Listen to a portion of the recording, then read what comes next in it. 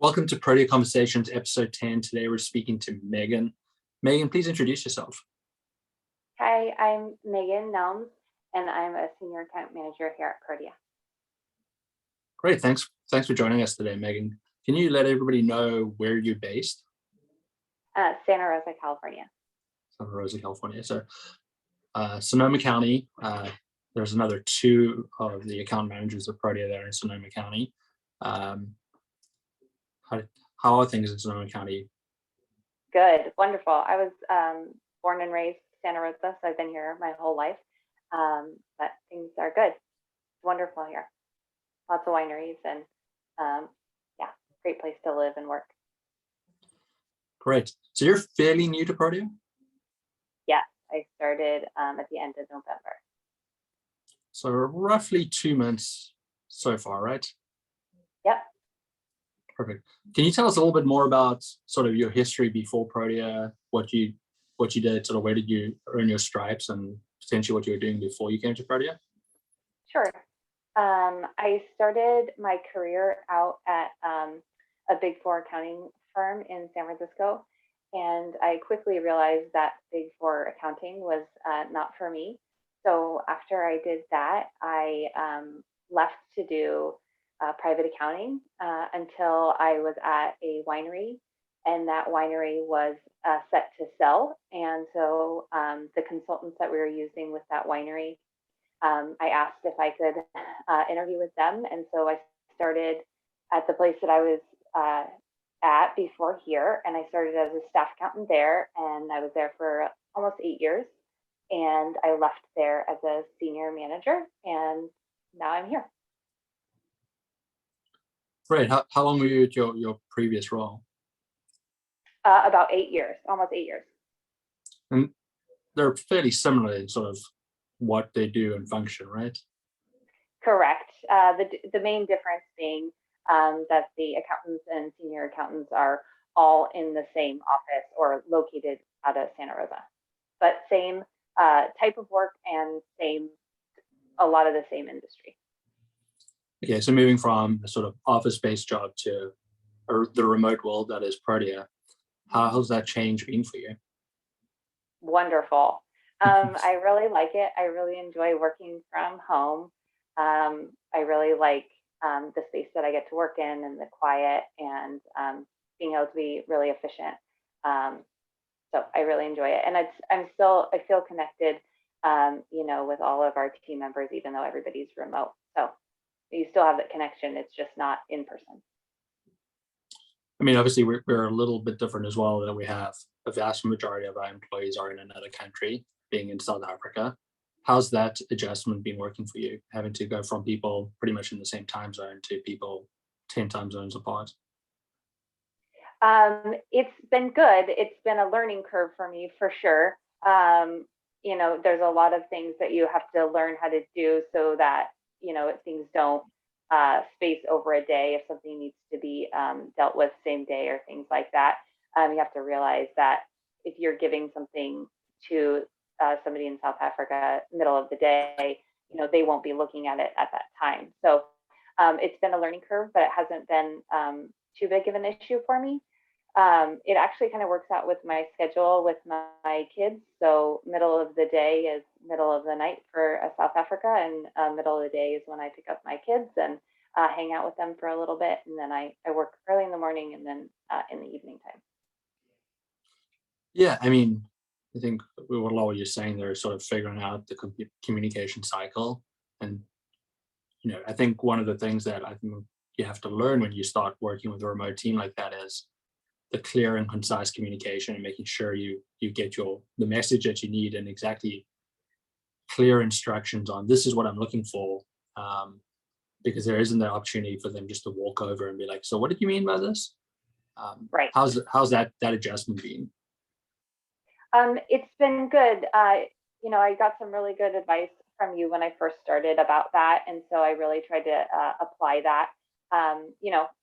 No one's perfect. I'm not perfect. So there's been times where there's been back and forth, and because of the times, there's days in between. But I think like you said, being clear and concise, and really, if it's a new process, just laying out all the different steps that need to be taken, and where to find the information, and what the expected outcome is, if you have that, and just giving that all up front, and then letting them process through all the information.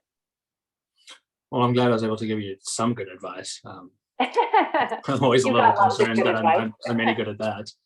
So that's positive. You mentioned in your after your intro about Big Four, and that was not for you.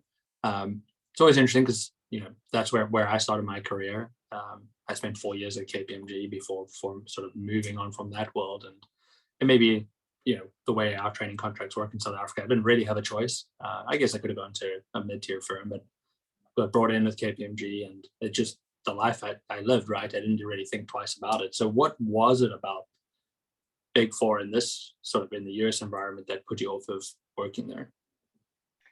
I think it was a lot of things, but I still lived in Santa Rosa when I was working in San Francisco, so it was an hour commute, on top of the hours that are required, of a Big Four accounting firm, and I was put into an industry that I didn't have a huge passion for. It was in 2008, and my industry was financial services, so it was a really challenging industry at a challenging time. And so I just didn't think that I didn't have a passion for it. So if you don't have a passion for it, it makes it hard to do those long hours. And so when I moved into private, that felt more homey to me. I liked doing internal accounting and all those processes and things. Yeah, that is definitely a tough space, and horrible time for it as well. It makes me think of a story. I had a partner when I first started at KPMG, and the office I was in, we did mostly automotive, and there was always people like, oh, we want to go to financial services, and we always told them like, that's great, you can go do bank recs for 3 years if you feel like it, because that's basically what he summed the financial services space up. It's just bank recs. So it always makes me laugh when I hear about financial services. I know it's a lot more than that, but his antidote towards it always made me chuckle. I eventually ended my career at KPMG doing IT general controls in the financial services space. So I got a touch of it, but it wasn't for me. They wouldn't accept this attire of those clients. Yeah, I went to PwC originally, because it was discussed that I'd be going into manufacturing, which included wine business for PwC, and it just didn't work out that I didn't go to manufacturing, went to financial services. But I really, my degree is in business, and it has a concentration in accounting, but I also have a concentration in wine business strategies. And so I've always wanted to work in the wine industry. I grew up here, I wanted to be a part of that. So that was another reason too, that I wanted to work. You started in business, wine concentration, and you became a CPA? Yes. What does it mean to you to be a CPA? That's a good question. I would say it means that it shows the dedication that you have to the profession, and that you have a good knowledge base of overall accounting. Are you proud that you're a CPA? Absolutely. I got my CPA license while my two boys were very young, so I'm very proud of that. I was very proud that I was able to still go back to it after I had been away from, being at a CPA firm for quite a while. Yeah, I always think anybody who's had a broke up education and sort of made it work somewhere along the line, that's extremely admirable. I was fortunate enough that I could just run through my college as well as my training contract pretty quickly. So I don't know what any of that means, but I tend to find that the hardest workers are the people that have had to sort of do it the hard way. So it's a positive sign when of things to come for you, Protea. Thank you. I hope so. So tell me about it. You've been here for 2 months. We're recording, and it is January 28th, we're basically at the tail end of our year ends. How has the first January at Protea been? You survive? I did. I'm here. I have survived. It's been very busy, very, very, very busy, but enjoyable. I've got to meet uh, a lot of members of the team, and that's been really nice. And having it be a year end, you get to see um, a lot of different aspects of the business because we need to close a lot of things. So I've been able to learn about all the different clients that I have and help them finish their 1099s and sales tax and close their books for the year. Yeah, I mean, you definitely joined at an interesting time. We're definitely in a growth phase at the moment, and the team just keeps getting bigger and bigger. So we haven't gone through too many of these big growth spurts in our time. It's generally been a fairly you know, easy, consistent ride up. So it's definitely a different world that you're stepped into. But we're very, very happy to have you. Thank you. I'm so grateful and thrilled to be here too. So on that, thinking forward, what do you want to get from your career at Protea?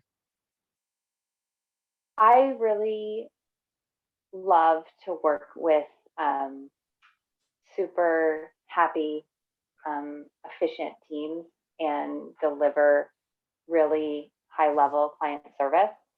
And the way to do that is to, continue training and working with your teams on a regular basis. So that's what at the end of the day, I just would love to, have great working relationships with all my team members and provide excellent client service. That's great. Last question, what's been your favorite part of working at Protea so far? The people, the clients, and everybody on the team. Everybody has been so kind and so nice and supportive and helpful, and the clients are lovely too. It's really wonderful to hear. That's one of the things that makes me most proud about Protea is I truly believe we have good people working for us, and hopefully that remains the way going forward. Yes, absolutely. Okay, Megan, thank you so much. It's already been great to sort of get to know you a little bit more, and thank you for joining Protea Conversations episode 10. Thank you for having me.